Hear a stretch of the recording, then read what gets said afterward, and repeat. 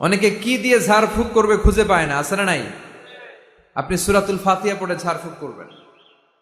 অসুস্থ ব্যক্তির গায়ে সূরা ফাতিহা পড়ে ফু দিলে সুস্থ করে দেয় কে?